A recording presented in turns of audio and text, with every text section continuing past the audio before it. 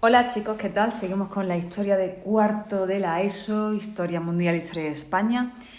Y antes hemos visto, en el vídeo anterior, en la clase anterior, hemos visto la Guerra de Sucesión, que nos hemos remontado un poquito en la historia para entenderla. Y ahora vamos a ver las consecuencias de la Guerra de Sucesión en España, los primeros Borbones, Felipe V y Fernando VI. Aquí os tenéis, Felipe V a la izquierda, Fernando VI a la derecha. Hola chicos, ¿qué tal? ¿Cómo están? Bueno, vamos a ver. Tenemos que recordar qué pasó en la guerra. En la guerra resulta que Castilla apoya a Felipe de Anjou o Felipe de Borbón, ¿vale? Y Aragón apoyó al archiduque Carlos de Habsburgo. La corona de Aragón estaba compuesta por Aragón, por Cataluña, por Valencia y por Baleares. Eran varios reinos o condados o principados en una sola corona. Bueno, lo primero que va a hacer Felipe V, que ya es Felipe V, cuando es proclamado rey, es una centralización del Estado. Es decir, ¿os acordáis que decíamos que tanto Castilla como Aragón, cada corona, tenía instituciones y leyes propias? Eso él lo va a quitar, ¿vale? Un país centralizado significa que depende todo de una misma ley. Por ejemplo, ¿España es un país centralizado?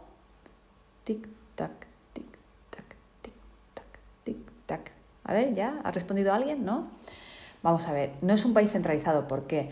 Porque tenemos las comunidades autónomas y ahora en esta pandemia lo estamos viendo perfectamente. Resulta que el Estado tuvo que poner, el gobierno central tuvo que imponer un estado de alarma para acoger las competencias de sanidad, por ejemplo, y de educativas y todo, y de movilidad durante el confinamiento. Y ahora mismo la educación es competencia de cada comunidad autónoma y por eso en cada comunidad autónoma al colegio se ha vuelto de una manera diferente o en unos días diferentes y la sanidad también. Eso significa que hay una uniformidad administrativa, es decir, que toda la administración del Estado es igual y depende del mismo rey, del mismo gobierno central. No de pequeños gobiernos que después cada comunidad o cada región pueda tener. Es decir, uniformidad administrativa. ¿Por qué hace esto el amigo Felipe V? Bueno, en primer lugar porque él es francés. Es franchute porque aunque sea nieto y bisnieto de infantes españolas, es hijo del delfín de Francia, que era el heredero del rey de Francia, y aparte que es franchute, ha nacido allí. Bueno, pues él va a adoptar el modelo francés. Su abuelo tenía un país muy centralizado. Francia era un país muy centralizado. Sigue siéndolo, por cierto. Entonces él, como digamos que él ha aprendido a gobernar viendo a su abuelo, pues va a adoptar la forma, el modelo, la costumbre, la política de su abuelo. Y después también es consecuencias de los apoyos durante la guerra. No olvidemos que los reinos de Aragón se opusieron a Felipe V. Querían al archiduque Carlos, ¿verdad? Pero es que el testamento de Carlos II, el último rey de los Austrias, decía que el rey legítimo era Felipe. Es decir, se levantan contra su rey legítimo, ¿vale? ¿Por qué se levantan? Entre otras cosas porque temen que Felipe haga un país centralizado como Francia. Y ellos quieren seguir teniendo sus mismas instituciones y sus mismas administraciones propias de la corona de Aragón, que no son las de Castilla. Pero claro, aprovechando, ya la idea de Felipe V era esa, hacer un país centralizado, pero aprovechando que se habían levantado contra él, que lo habían traicionado y se habían puesto a guerrear contra el monarca legítimo, según el testamento de Carlos II, pues, ¿qué hace? Promulga, porque las leyes se promulgan, no se escriben ni se dictan, se promulgan, los decretos de nueva planta, que son varias leyes. ¿Y qué hacían estas leyes? Suprimían los fueros e instituciones propias de estos reinos. ¿Qué es un fuero? ¿Alguien que está fuera? No. Un fuero no es más que norma jurídica, derechos, privilegios que en la Edad Media un rey otorgaba a una zona. Se da mucho en la Edad Media de la península ibérica, en los reinos de la península ibérica. Es decir, son privilegios que tienen desde la Edad Media. Y ya estamos en el siglo XVIII, ¿vale? Esto, los navarros y los vascos todavía tienen fueros, ¿eh? Imaginad que todavía tienen algunas leyes que son favorables a ellos y vienen desde la Edad Media.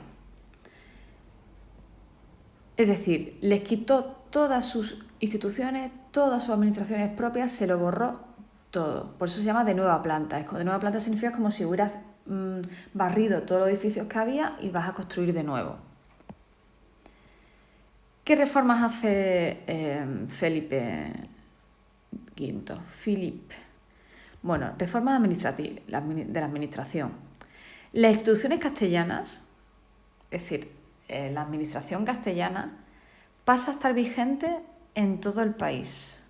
Pasan a ser estatales de todo el Estado. Es decir, te quitan las aragonesas y te ponen las castellanas para los aragoneses también.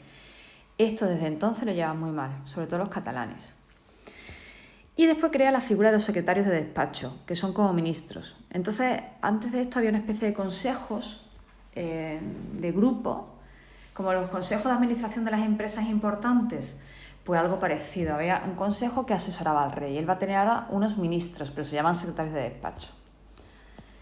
Y en política exterior, la política exterior es cómo te llevas con los demás países. ¿En qué se va a centrar? Bueno, se va a centrar en recuperar los territorios italianos.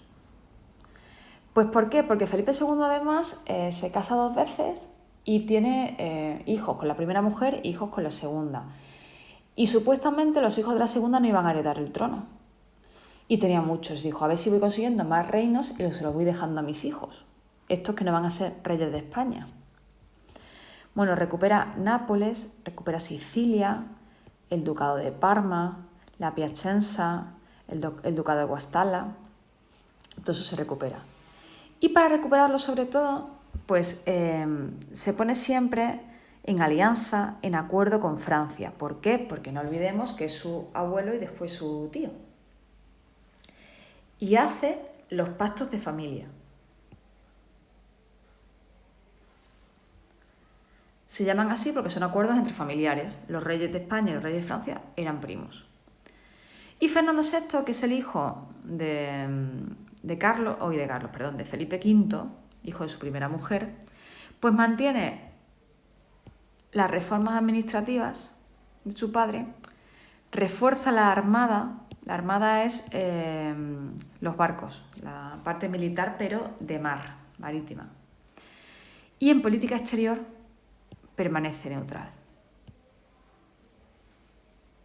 Bueno, con esto yo creo que es bastante. También tendréis cuestionario, copiar los apuntes en la libreta y hacéis el cuestionario que también tendrá preguntas de otros vídeos. Bueno, pues muchas gracias por la atención y el próximo día más y mejor. Adiós.